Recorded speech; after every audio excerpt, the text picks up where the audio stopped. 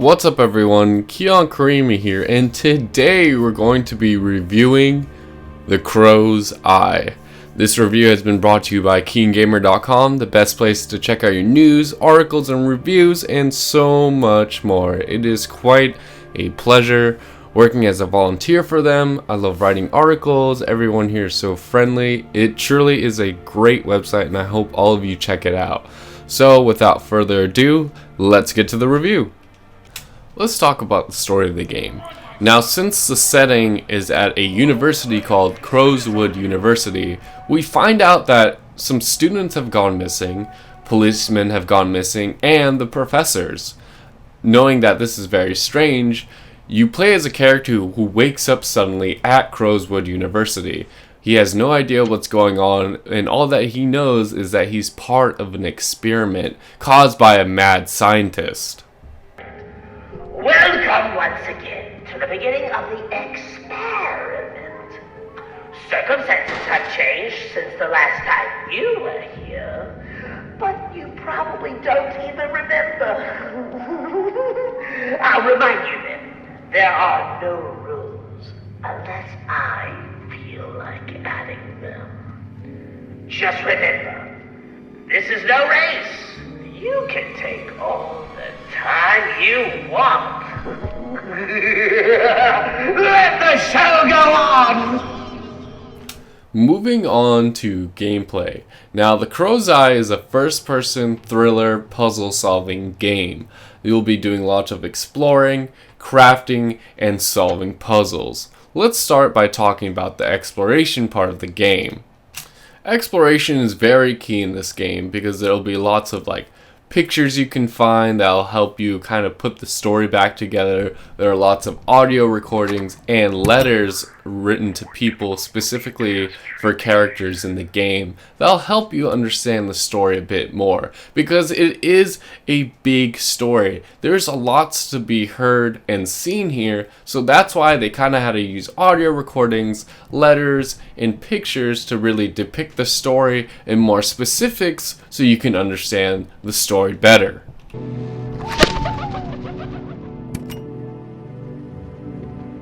March 29th, 1947. 4 students gone missing in a university as prestigious as this one, and Director Holtwick gives me a week to help him sort this out. I don't even know where to start. And why only 7 days? Thankfully, the police force will do anything necessary to solve the case. My hands, however, are tied.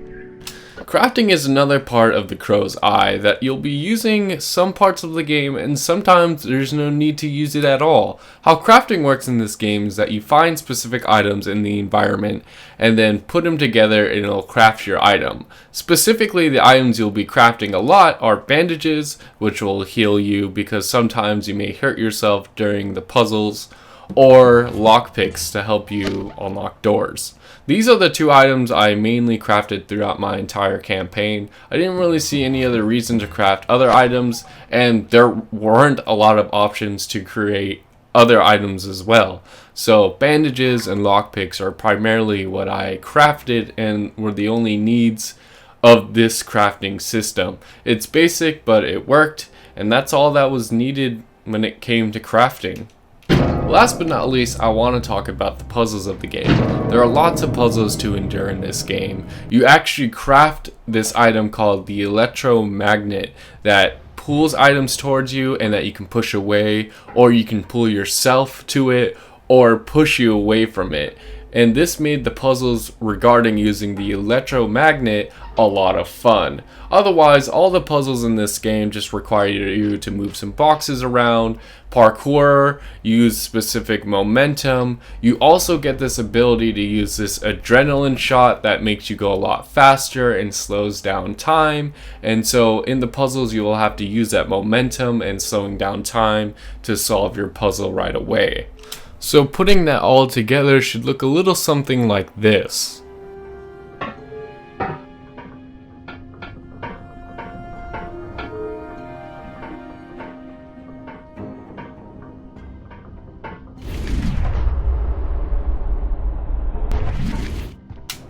Of course, not everything in the game has to be used by the electromagnet. Like, not all the puzzles require you to use it. There are some where you just have to move some boxes into some spaces. There are some puzzles that you just have to memorize the order. Or there were some that you have to put this picture together by moving these boxes in a correct amount of order. The problem I noticed, however, is the 3 examples I just showed you of these puzzles ended up later in the game again as practically the same thing, except slightly altered or maybe just a tiny bit more complicated, but not really. And it was kind of annoying that I had to redo this puzzle again later.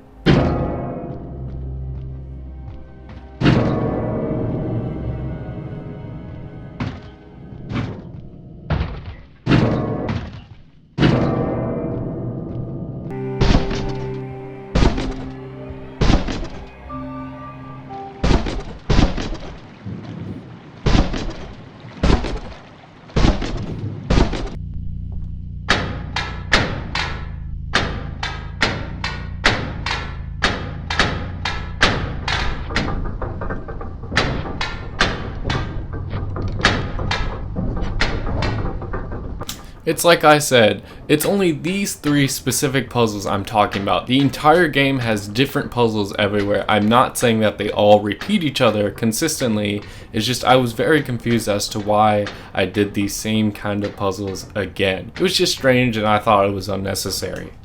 Now let's talk about the graphics of the game. The graphics of this game are actually pretty decent.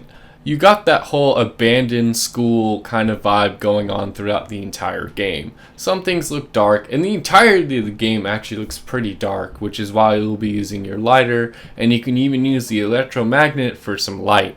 I really enjoyed this kind of abandoned university. You know, it's got a creepiness to it, but it's not exactly supposed to be a horror game. It was very enjoyable, but I kind of thought I saw the same thing throughout the entire game a lot consistently until towards the end of the game. It was just very decent and it worked for its theme of the game, but I don't think it was a lot more fleshed out than it could have been, detailing wise, and kind of inviting new kinds of environments for us to explore. Last but not least, I want to talk about the sound. Now, the sound of this game is amazing. I have to give the props to the actors and actresses. I really enjoyed picking up the audio recordings and just listening to them. They have so much passion and power. They're really, really interesting to listen to. And the mad scientist, we really gotta give it to him. He sounds like the Joker, and it's absolutely hilarious, but in a serious way to listen to him whenever he comes on the comm to speak to you. This was just done so well, and I'm so happy that the acting in this game didn't end up being cheesy, but something that I can respect. In all honesty, I hope you'll never get out of here. And I'll make sure you won't. Be very careful. In conclusion, The Crow's Eye is a fast, fun, first-person thriller puzzle game. I definitely had a fun time in finding out more about this lore, the story, and everything connected through reading the letters, definitely by listening to the audio recordings. And just everything else in this game was just a lot of fun in terms of the puzzles were unique in some ways. I definitely like the combination of using the adrenaline and then also having to use the electromagnet and then putting it all together. It was just so unique in that way that it felt original, and that's what this game was. It felt original. It was new. It didn't seem like a copy of a lot of things. It made it its own thing. My name is Keon Karimi. Be sure to check out KeenGamer.com. It's the best place to check out your news, reviews, articles, and so much more. I guarantee you guys will love this website. And I will see you guys later.